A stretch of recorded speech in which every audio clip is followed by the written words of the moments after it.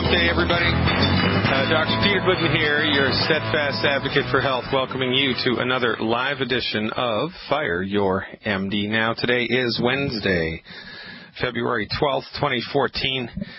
That translates to Hump Day for me, unless, of course, you are a longevity distributor, because if you are a longevity distributor, then your schedule is your own business. You can work as much as you want. You can work as little as you want. And I have to tell you something, folks. When you are self-employed, successfully self-employed, when you are successfully self-employed, building your fortune with a successful home-based longevity business, the world is your oyster and everything changes. You can set your own time. You can get up at 3 a.m. if you want and go to work. You can work until 3 a.m. in the morning if you want. You can work Saturdays. You can not work Saturdays. You can take Wednesdays off. You can not get to work until noon. You can get to work whenever you want. You are the boss. Now, there are downsides to being self-employed. Your weekly check, your monthly check in this case, is a direct result of how much time and energy you put into your business. But I'm here to tell you, as a true witness, that if you apply yourself 40 hours a week to a longevity business, the same way that you do to a job, 40 hours a week working longevity, if you did that, in 6 months, you would not recognize your checkbook. You wouldn't. You would not recognize your bank account. I'm looking for someone that's willing to work part-time with longevity. Most people work sometime with longevity. That's the way it is when you're self-employed. Let's admit it. People tend to be, a little on the lazy side. We do. So if you can commit, if you are just a little bit self-disciplined, you can make a big difference in your financial life, in your personal health, and in the health, wealth, and welfare of those people who are near and dear to you and, quite frankly, total strangers. And this is what we are up to in longevity, generating a grassroots coalition of the informed, people who have taken it upon themselves, taken the welfare of humanity as their responsibility. Remember the Charles Dickens Christmas Carol, A Christmas Carol, right? The welfare of humankind was Scrooge's responsibility. It's all of our responsibility, and very few people grab those reins and ride that horse. It's a fantastic ride. It really does make a difference in your own life, in how you feel about yourself when you actively make a difference in the life or lives of complete strangers, other people. And that's the one good thing about being a doctor. It's the one good thing about being a doctor. You can actually save people's lives. You can actually do that. Now, MDs do not do that very much, and they, most of the time, create more harm than they fix.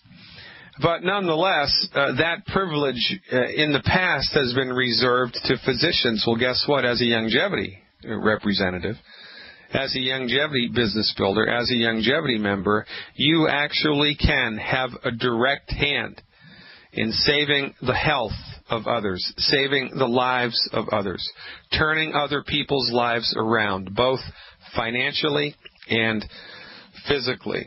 It's a fantastic job.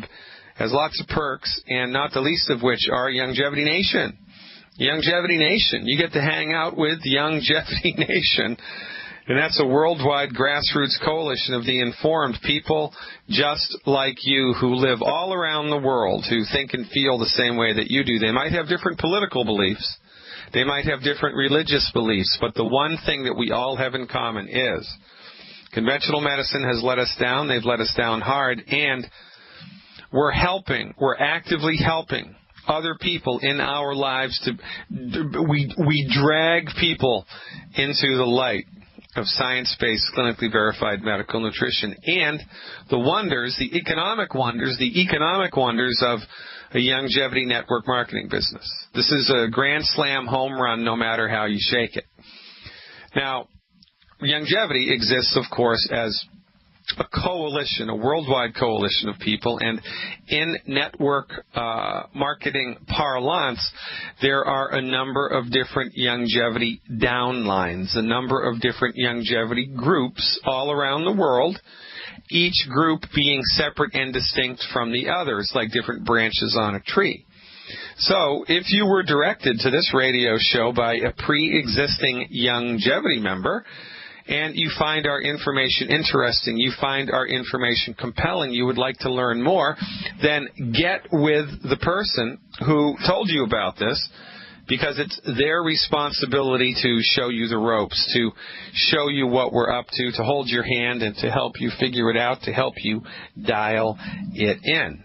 If you found us through YouTube or on your own, through happenstance, through serendipity, if you had a dream last night about this radio show, then you want to get in touch with my branch of the tree, with my team. And we will, in fact, show you the way to a bright financial future. How do you do that? Simple. FireYourMDNow.com.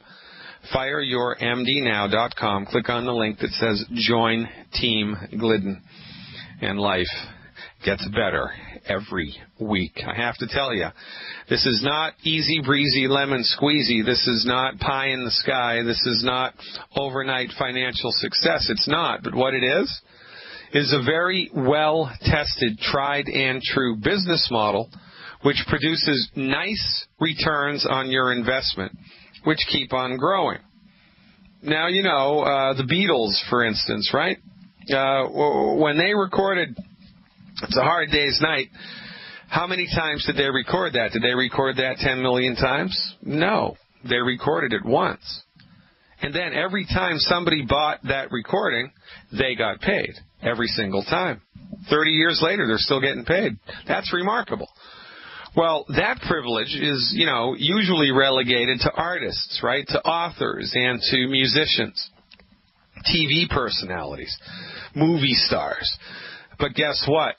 You, as a longevity business owner, as a longevity network marketer, as a grassroots coalition aficionado, can develop residual income of your own, which before now had been relegated, to movie stars and recording artists and authors. That's not bad. I'll never forget one of the first in the first year that I was involved with longevity, I was driving to a lecture. There was a longevity representative in Salt Lake City, Utah.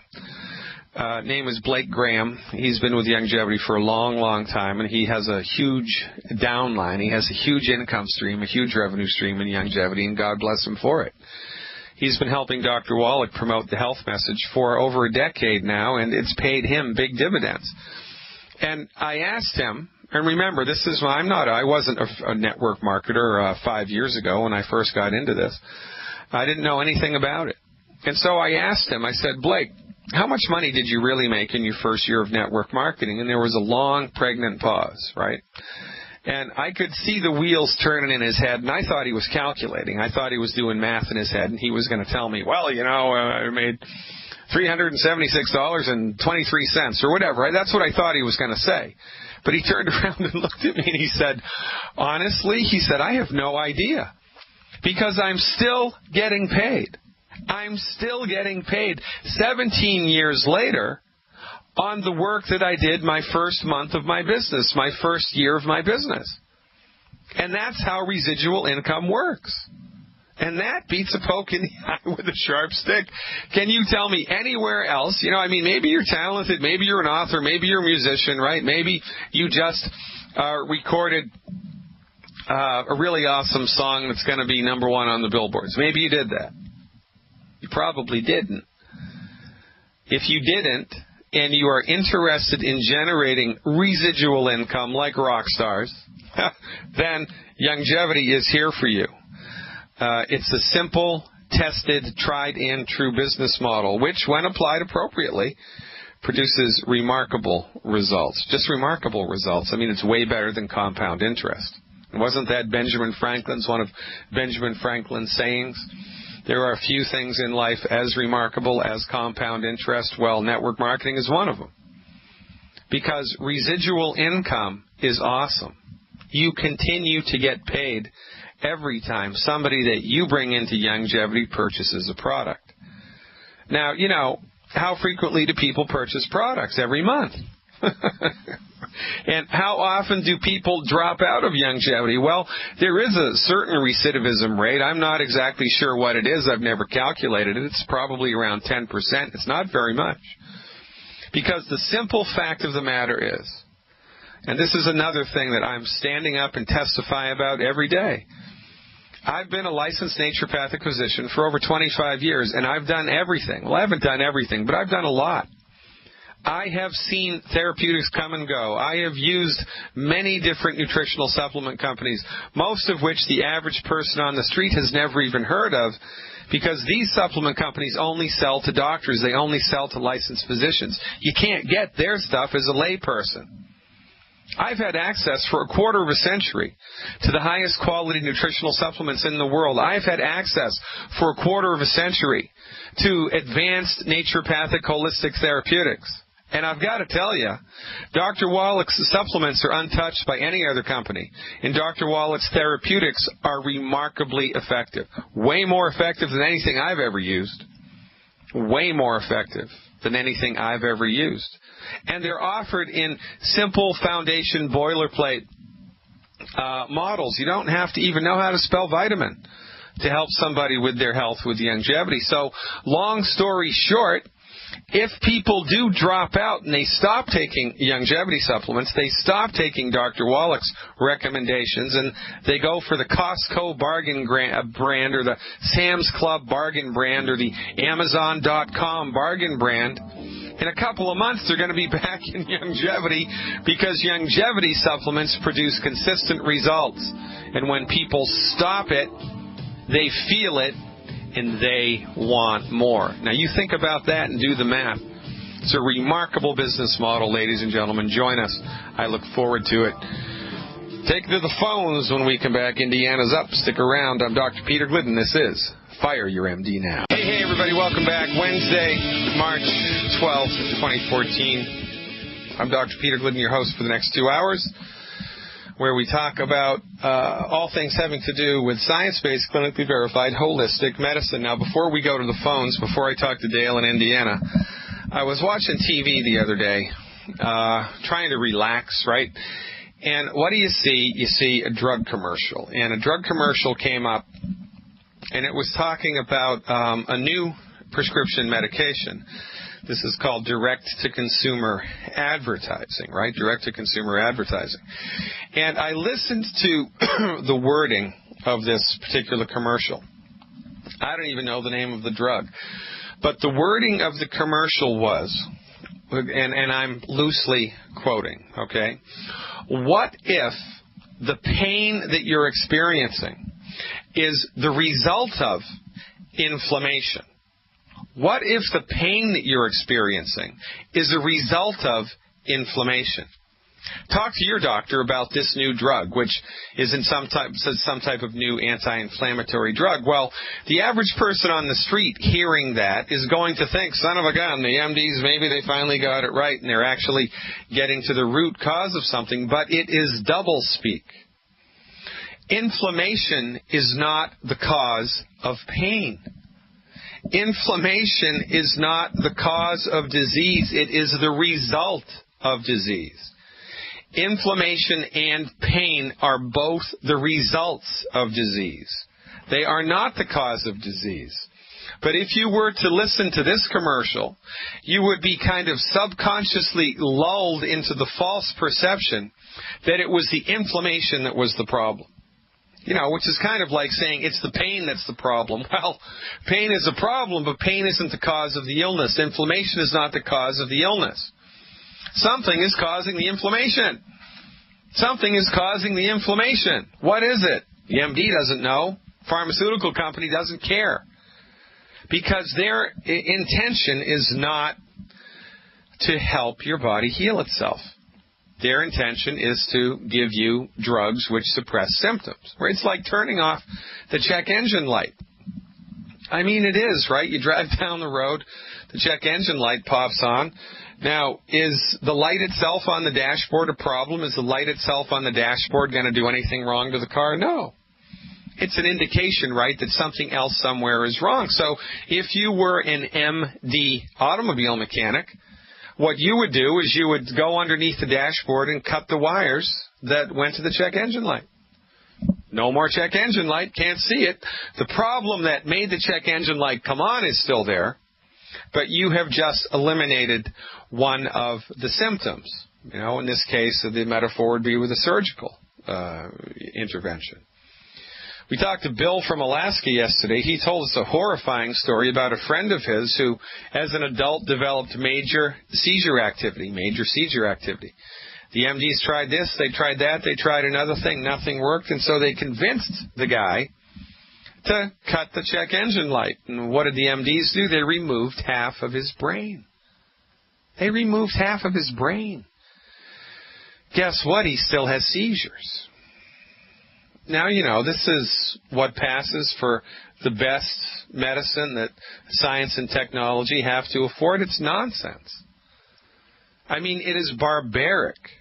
And it's the tip of the iceberg. I mean, that's an extreme example, but it underlines beautifully the philosophy of medicine that the MDs are trained in. Their job is to cut the wires to the check engine light, not to figure out what's causing the problem. They're not concerned with what causes the inflammation. They're not concerned with what causes the high blood pressure. They're not concerned with what causes the heartburn. They're not concerned with what causes the arthritis. They're not concerned with what causes the underactive or the overactive thyroid. They're not concerned with what causes cancer. They're not concerned with what causes insomnia. They're not concerned with what causes depression. They're not concerned with any of it. Their job is simply to deliver synthetic man-made pharmaceuticals into your body to suppress the symptoms of the disease until it gets so bad that they have to do something heroic like cut half of your brain out. You got to be kidding me.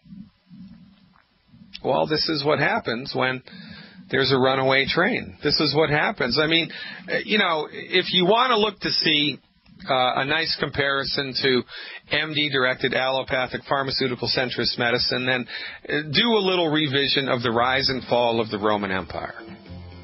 The last couple of decades of the Roman Empire weren't that pretty.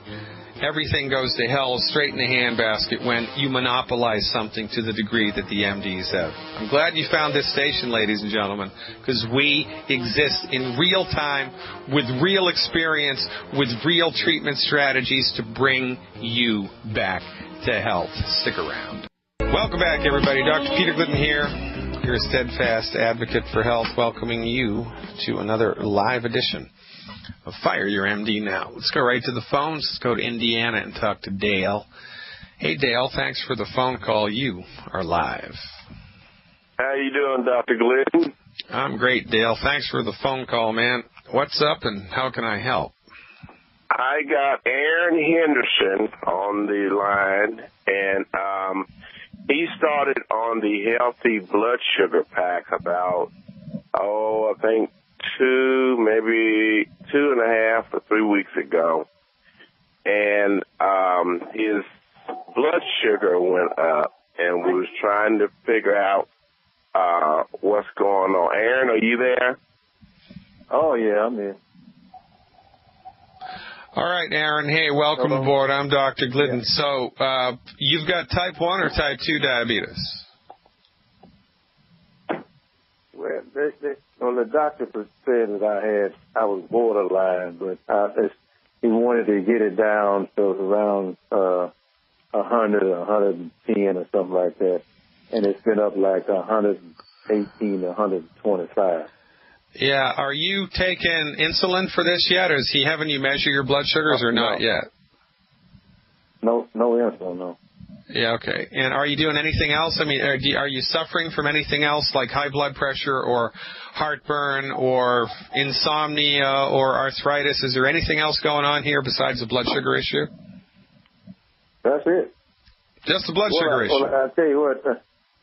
Excuse me. I had about 7 or 8 years ago, I had a heart attack That's what they told me. But, I didn't have any effects of it, so they put me on some stuff that I take. Yeah, all right. So how do you know what your blood sugar levels are? How does that get measured, and when does that happen? Well, I got a machine that I take it every morning. Okay. And prick my finger. How long have you been doing? How much do you weigh? I used to weigh 185. Now I weigh about 179 now. All right, so you lost about 6 pounds. All right, so that's good. So right. You're taking the healthy blood sugar pack, right? How much sweeties do you take every day? Well, I was taking, they told me I need to start taking about 4, maybe 5 or 6. So I started taking 6 a day. Yep. How long ago did you do that? Well, it's been about a week now, because what happened, I stopped taking anything because every time I was taking it, all the stuff that I was taking, my blood sugar went up to over 300. And you hadn't done anything else different? You weren't doing anything different with your diet? The only thing that you were doing differently was the longevity stuff? That's it. That's exactly right. That's exactly right. Exercising, doing all that stuff. Yeah. All right. So, and you're 180 pounds. That's very interesting. Doesn't make any sense to me why that would be happening. From our point of view, right, the problem with blood sugar is you got to get the sugar into the cell, and the sugar hangs out in the blood for too long and doesn't get inside the cell. It's kind of like somebody trying to get into your house, but the door's locked, right?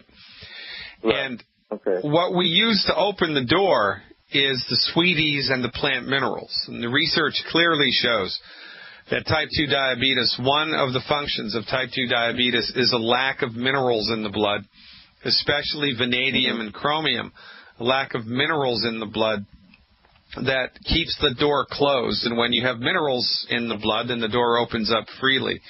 So it's usually the opposite that happens, right? People take the longevity protocol, and their blood sugars slowly but surely go down, and they go down, and they go down. It makes absolutely no sense to me that it made your blood sugars spike. The only possibility that I can think of is that the longevity nutritional supplement is in some way, shape, or form interfering with the prescription medicine that you're taking. It has to be having some type of a reaction with the prescription medication. How many prescriptions are you taking every day? 1, 2, 3, 4, 5, really, and an aspirin, Yeah, so you're taking 4 prescription meds plus an aspirin, yeah.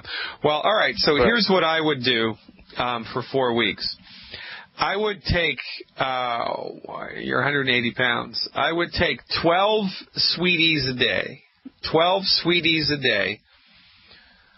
9 EFA plus a day, 12 sweeties a day, 9 EFA plus a day, and 2 ounces of plant-derived minerals. Now, you don't have that. Dale is going to have to get that for you. I don't want you to take the Beyond Tangy Tangerine anymore. I don't want you to take the OsteoFX anymore. For 4 weeks, I just want to do a little in-house experiment. Get a bottle of the plant-derived minerals. You're going to need 2. And do 1 ounce of the plant-derived minerals twice a day. Do 12 sweeties a day, 4 between breakfast and lunch, 4 between lunch and dinner, 4 between dinner and bedtime. And do 9 essential fatty acid EFA pluses a day, 3 with breakfast, 3 with lunch, 3 with dinner. Check that program out. Plus, of course, eliminate the 10 bad foods. And then give me a call back in about a month and tell me what's been going on with your blood sugar.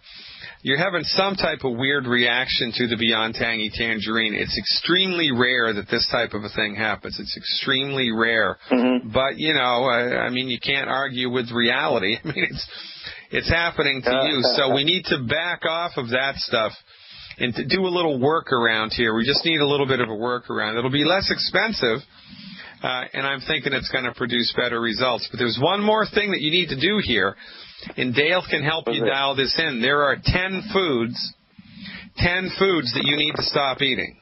And if you stop eating these 10 foods, it will dramatically increase your body's ability to optimize its blood sugar. So let Dale hook you up with that. I appreciate your honesty. I appreciate the heads up here. Give that therapeutic a try and give me a call back in 3 to 4 weeks with an update. I will look forward to it. Thanks, man. I appreciate your phone call. All right. Let's go to George in Oregon, who's calling about knee pain. Hey, George. Thanks for the phone call. You are live. Hey, Dr. Glidden. I'm calling about my son. He's 13 years old. We just got back from the orthopedist. Over the weekend, him and his brother were roughhousing, and he fell, and he appears to what they think dislocated his kneecap, his patella. And we just got the orthopedist this morning, and he looked at the exercise and said, at the X-rays, and said that it looked like that there was a separation, maybe. They're not sure. We got an MRI, but we haven't got the results of that yet. But a separation of the ligament from the patella a little bit, about 8 millimeter gap.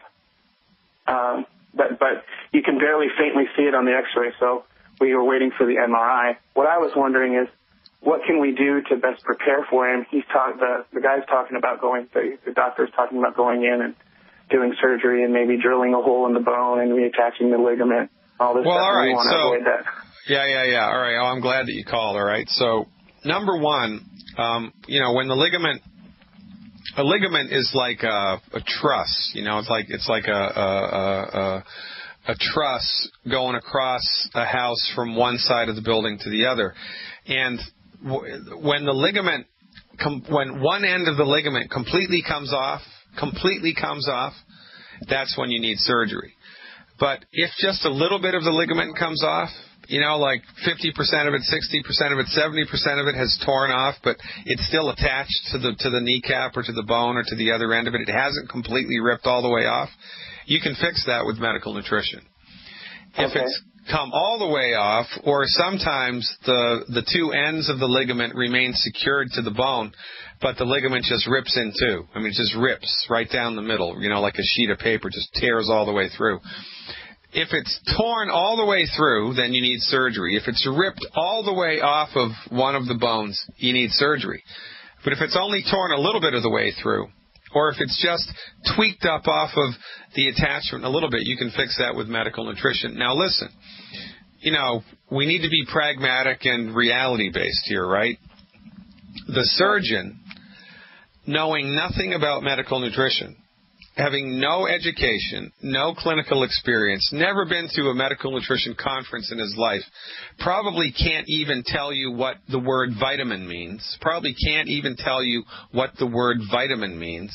is going to have no experience with anything other than surgery, because that's what he does.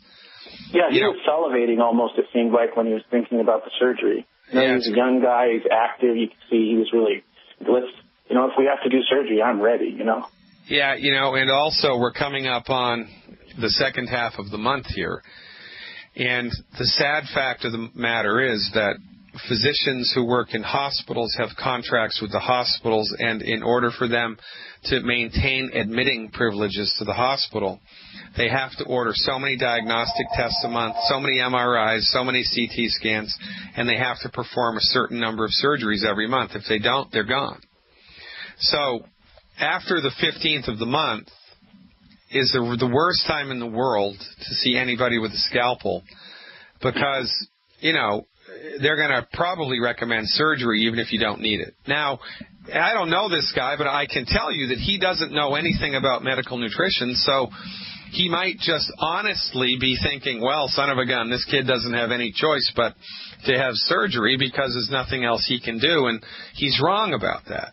So really, this whole thing turns on the dime of how far off of the bone the ligament has come or how bad the tear is. If it's all the way through, then surgery is mandated. But not knowing that, and this not being a life-threatening situation, then the best possible thing that you can do is apply medical nutrition and see what happens, right? Because best case scenario, his body will fix it.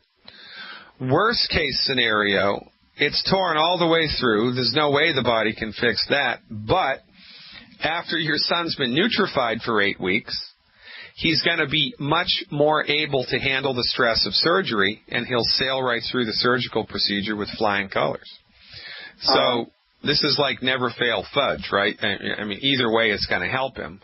And you know, would it be beneficial if I gave you, if I emailed you a copy of the X-ray so you could look at it, and it's the CD of the MRI? No, and that's a great question, and I appreciate that question, and I'm glad that you asked it on the air, because at first blush, most people would think, yeah, son of a gun, that's absolutely positively necessary. No, isn't that a great idea? But it's not, and here's why it's not. Because this is foundation holistic medical nutrition. So all that I need to know is that there's a ligament or a tendon that's in trouble. That's all that I need to know. So the only thing that's going to change, my recommendation, is the weight of the child or the weight of the person. That's it. That's the only difference here, because what we lean on is the fundamental foundation holistic naturopathic belief that the human body right now is attempting to fix that ligament or tendon. It's attempting to fix it right now. So what am I going to do? Well, I'm going to recommend a nutritional supplement program that supports the body's ability to optimize ligament and tendon function and structure, and that's easier than falling off of a log. So look, man, we're up against a hard break. Stick around. When we come back, I'll tell you exactly what to do, and we'll keep our fingers crossed and see what happens. I appreciate the phone call. Stick around, George. We're talking to George from Oregon about his son who dislocated his kneecap. Ouch, by the way, and that's got to hurt, right? I mean, did they give him anything for the pain? What's the latest? No, he didn't have it. They offered to give him anything for the pain, but he didn't have much pain after we isolated the leg, and kind of lifted up and propped on the sofa and stuff. And then they put a brace on it when we went to the emergency care. But today, he asked if he needed something for the pain. He's not in much pain at all. He doesn't want to take anything, so. Yeah, okay. What was the nature of the injury? Was it a twisting thing? Was it blunt trauma? I mean, what was the nature of the force? He said he fell on it and the pressure dislocated it to the side. So, and he immediately was in a lot of pain really, really quick, but it came right back. It dislocated, but it went back. Yeah. It went back in. Yeah, and after the injury in the first 24 hours, was there black and blue or swelling there? There was swelling, but no black and blue, no discoloration. The only reason we took him to the urgent care the next day is because he couldn't really walk on it. Yeah, that's interesting. Okay, so there's a homeopathic medicine that may help here. It's called Calcarea phosphorica, C-A-L-C-A-R-E-A. Phosphorica, that's P-H-O-S, phosphorica. Calcarea, C-A-L-C-A-R-E-A, phosphorica, P-H-O-S. Get him Calcarea phosphorica in the 30C strength. Give him 2 pellets orally, 3 times a day for 7 days. 3 pellets orally. 2 pellets orally 3 times a day for 7 days. Now, in addition to this, to support the structure and function of his musculoskeletal system, how much does he weigh? He weighs 144. All right, so we're going to treat this like a 200-pound person, because if we treated it like a 144-pound person, that would just be maintenance. We need therapeutic intervention. So here's what I'm going to recommend he does every month. 1 bottle of Beyond Tangy Tangerine 2.0. 1 bottle of Beyond Tangy Tangerine 2.0. I want him to have 1 level scoop of that in 12 ounces of water twice a day. 1 level scoop in 12 ounces of water twice a day. He can mix it with anything he wants to make it taste good, except soda pop. He can't use anything with bubbles in it. No carbonated anything, okay? I want him to have 1 bottle of EFA at the 180 count. 1 bottle of EFA 180. 1 bottle of EFA 180. And I want him to take 6 of those a day. 2 with breakfast, 2 with lunch, 2 with dinner. I want him to get 2 bottles of Beyond Osteo FX liquid. 2 bottles of Beyond Osteo FX liquid. And I'd like him to take 1 ounce of that twice a day in a little bit of orange juice or pineapple juice or orange, pineapple, banana, some type of citrus thing.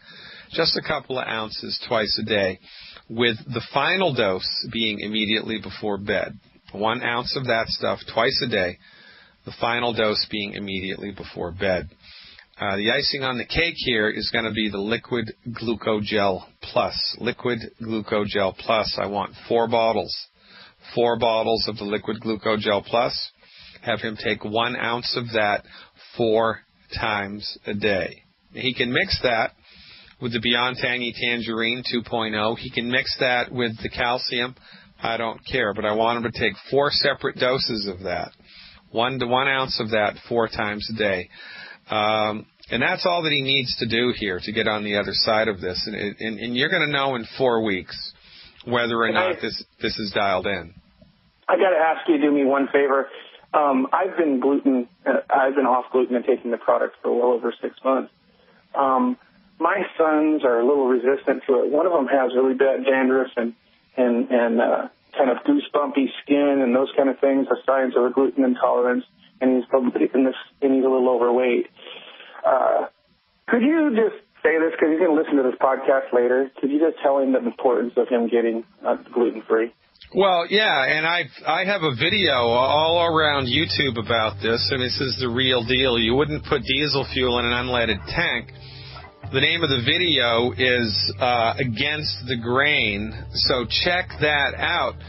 You need to give your body the right type of food. When you give it wheat, barley, rye, or oats, it causes inflammation in the intestinal tract, which interferes with the absorption of nutrients, and it messes everything up going downstream. So you put the right fuel in the tank, the car runs awesome. You put the wrong fuel in the tank, it runs like crap. Put the right stuff in the tank. Listen to your father. We have this dialed in. This is the tip of the spear of medical nutrition. Live long and prosper. Second hour coming up, folks. Stick around.